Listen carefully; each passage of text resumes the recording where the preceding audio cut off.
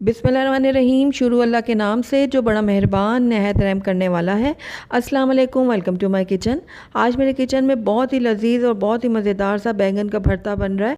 इसको मैं आपको डिफरेंट तरीके से बनाना सिखाऊंगी, जिसकी वजह से ये बहुत ही लजीज और मज़ेदार बन के तैयार होगा।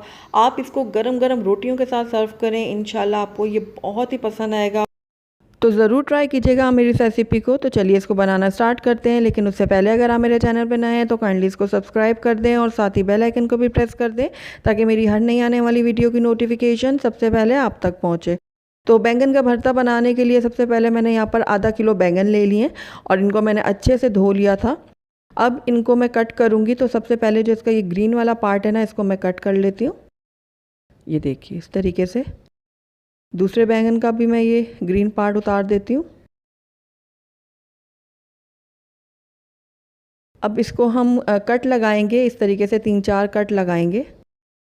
कट लगाने से हमें दो फ़ायदे होंगे। एक तो हमें पता लग जाएगा कि बैंगन के अंदर कीड़ा वगैरह है कि नहीं। ये देखिए इस तरीके से हम चेक करेंगे कि इसके अंदर कोई कीड़ा वगैरह तो नहीं है और बैंगन ख़राब तो नहीं है। और दूसरा फ़ायदा ये होगा कि जब हम अपने बैंगन को जलाने के लिए रखेंगे ना, तो वो फटाफट से पक के तैयार हो जाएंगे। तो देखिए बैंगन हमारे बिल्कुल साफ़ हैं, बिल्कुल कोई भी कीड़ा नहीं है इनमें।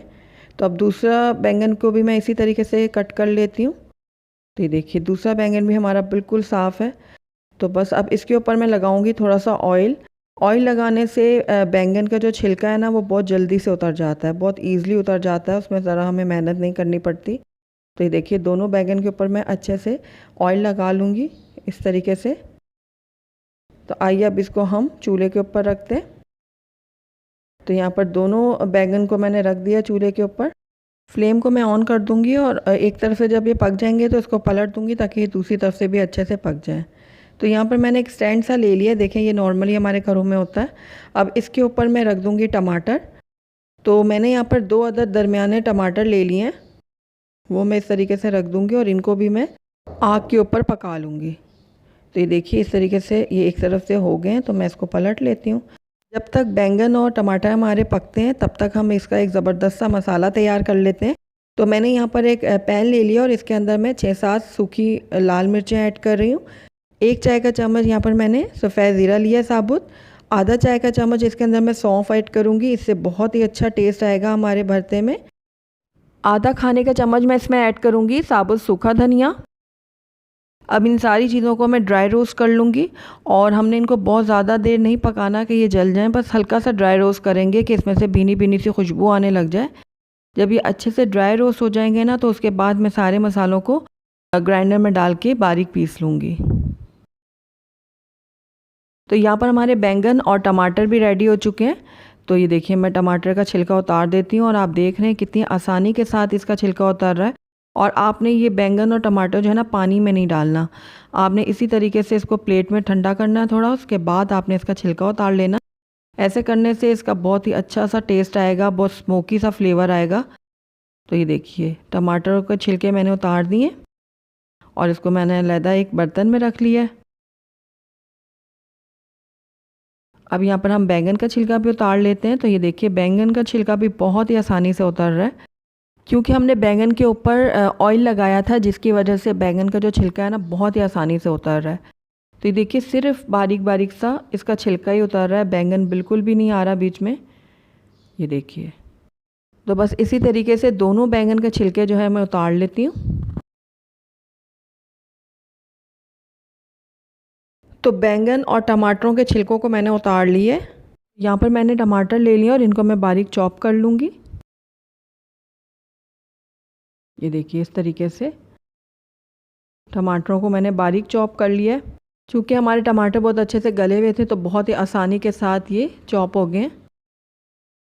अब यहाँ पर हम बैंगन को भी अच्छे से कांटे की मदद से मैश कर लेंगे इस तरह से। तो बैंगन भी हमारे बहुत अच्छे से मैश हो गए हैं। तो आइए अब इनको हम बनाना स्टार्ट करते हैं। यहाँ पर मैंने कढ़ाई ले ली और इसके अंदर हाफ़ कप में डाल दूँगी सरसों का तेल। आप चाहें तो नॉर्मली जो आपके घर में तेल इस्तेमाल होता है वो भी डाल सकते हैं, लेकिन सरसों के तेल में ये सब्ज़ी बहुत ही मज़ेदार बनेगी। अब मैं तेल को इतना पकाऊंगी कि इसमें से खूब धुआं उठने लगे। तो कुछ ही देर में आप देखेंगे कि ऑयल में से अच्छा खासा धुआं निकलने लग गया है। तो बस इस टाइम पे आकर मैं फ्लेम बंद कर दूँगी, इसको थोड़ा नॉर्मल टेम्परेचर में आने दूँगी। उसके बाद हम अपना भरता बनाना स्टार्ट करेंगे। ऑयल हमारा नॉर्मल टेम्परेचर में आ गया। अब इसके अंदर मैं प्याज ऐड करूँगी। तो यहाँ पर 2 दरमियाने प्याज मैंने लिए थे, जिनको मैंने बारीक चॉप कर लिया है। तो ये मैं इसके अंदर ऐड कर रही हूँ और इनको मैं इतना पकाऊंगी कि ये थोड़े से नरम हो जाएं। हमने बहुत ज़्यादा इसको कलर नहीं देना, ना ब्राउन करना है, बस हल्का सा पकाएंगे कि प्याज हमारे थोड़े से नरम हो जाएं। तो ये देखिए प्याज नरम हो चुके हैं हमारे। अब इस टाइम पे आकर इसके अंदर मैं चॉप डाल दूँगी गार्लिक, यानी कि लहसुन। मैंने यहाँ पर 2 बड़े साइज़ की लहसुन की तीरियाँ ली थी, जिनको मैंने बारीक चॉप कर लिया। तो ये तकरीबन 1 चाय का चम्मच बना है। साथ ही इसके अंदर मैं अदरक भी ऐड कर दूँगी। मैंने यहाँ पर अदरक को भी बारीक चॉप करके डाला है और ये तकरीबन ½ टीस्पून के बराबर है। तो अब इन दोनों चीज़ों को मैं प्याज के साथ थोड़ा सा पका लूँगी।